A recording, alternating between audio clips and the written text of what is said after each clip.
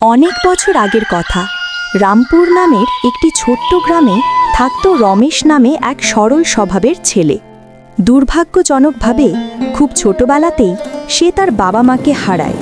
তার বাবার কোনো জমি জায়গা ছিল না, ছিল শুধু মাটির তৈরি একটি জরাজীর্ণ ঝুপড়ি। সেখানেই রমেশ একা দিন কাটাত। কিন্তু ভাগ্য যেন তাকে আরও পরীক্ষা নেওয়ার জন্য প্রস্তুত ছিল। একদিন ভয়ঙ্কর বন্যা এলো। গ্রামের বহু ঘরবাড়ির সঙ্গে সেই ছোট্ট ঝুপড়িটিও থচনচ হয়ে ভেসে যায়। রমেশ তখন সম্পূর্ণ নিঃস্ব হয়ে পড়ে। গ্রামের সবার প্রিয় জমিদার ধনুরাম তার দুরবস্থা দেখে আর স্থির থাকতে পারলেন না। দয়ালু ধনুরাম রমেশকে নিজের বাড়িতে চাকরি দিলেন, সাথে থাকার জন্য একটি নতুন ঝুপড়িও তৈরি করে দিলেন। স্নেহে মমতায় তিনি রমেশকে লালন করতেন। বছর কেটে যায়, রমেশ পরিশ্রম করে বড় হয়ে ওঠে। ধনুরাম তাকে এতটাই আপন মনে করতেন যে নিজের ছেলের মতোই দেখতেন।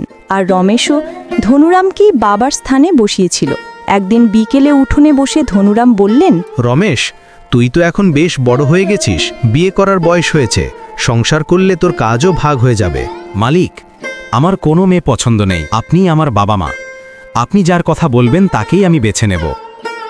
তাহলে ঠিক আছে, আমি অনেক দিন ধরেই একটা ভালো মেয়ে নজরে রেখেছি। তুই বিয়ে করলে আমিই সব খরচ দেব। তুই আমাকে পিতার সম্মান দিয়েছিস, তাই দায়িত্ব আমার। এই কথাগুলো বাইরে দাঁড়িয়ে শুনছিল ধনুরামের নিজের ছেলে রাম। কথাগুলো তার গায়ে বিষের মতো বিঁধল। রমেশ চলে যেতেই রাম প্রচণ্ড রাগে বাবার সামনে দাঁড়িয়ে বলল, আপনি কেন রমেশের জন্য এত করছেন? সে তো ছোটবেলা থেকে আমাদের খেয়ে পড়ে বড় হয়েছে।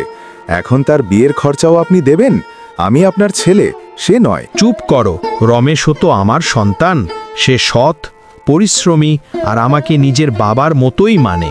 আমাকে যে কখনো এত স্নেহ দেন না, সব তার জন্য। আমি যখন অসুস্থ ছিলাম তখন দিনরাত আমার মাথার কাছে কে ছিল? রমেশ। আর তুমি নেশা করে কোথায় ঘুরে বেরিয়েছে মনে আছে?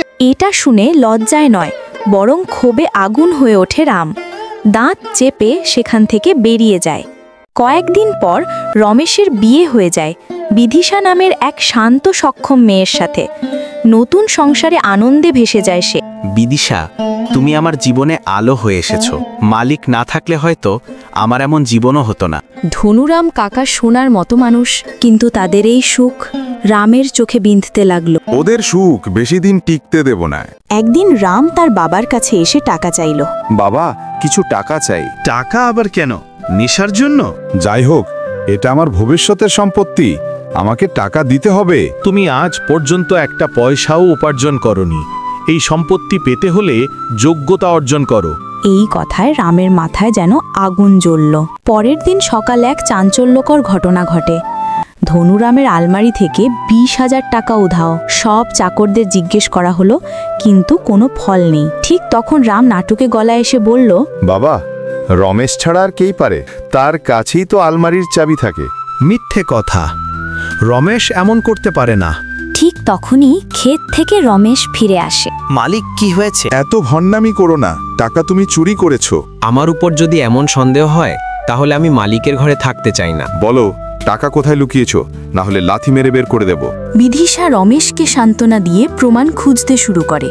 আলমারির তালায় দাগ, বাইরে থেকে খোঁচানোর চিহ্ন, সবই সন্দেহজনক। সে প্রমাণ নিয়ে ধনুরামের সামনে হাজির হয়। মালিক, ইচ্ছাকৃতভাবে তালা খোলা হয়েছে। ধনুরাম স্তম্ভিত হয়ে রামকে ডাকেন। তারপর স্টোররুম থেকে পুরনো জামায় মোড়ানো চুরি যাওয়া টাকাগুলো উদ্ধার হয়, আর সেই জামা রামের। আমার ঘরে চুরি করলি আর নির্দোষকে দোষী বানাতে চাইলি। কিন্তু সবাইকে অবাক করে দিয়ে রমেশ বলে, মালিক, তাকে তাড়িয়ে দেবেন না। সে ভুল করেছে, কিন্তু আপনারই ছেলে। আমি আজ বুঝলাম, সন্তান জন্ম দিলেই সন্তান হয় না। তোমার মতো ছেলেকে যদি বিধাতা আমাকে দিতেন। রাম কান্নায় রমেশের কাছে ক্ষমা চায়। ঘরে শান্তি ফিরে আসে। রমেশ, তুমি আমার চোখ খুলে দিলে। আমি বারবার দেখেছি তুই অন্যায়ের সামনে কখনো পিছিয়ে যাস না, কিন্তু তোরই ওপর অন্যায়ের অভিযোগ আনলো আমার সন্তান।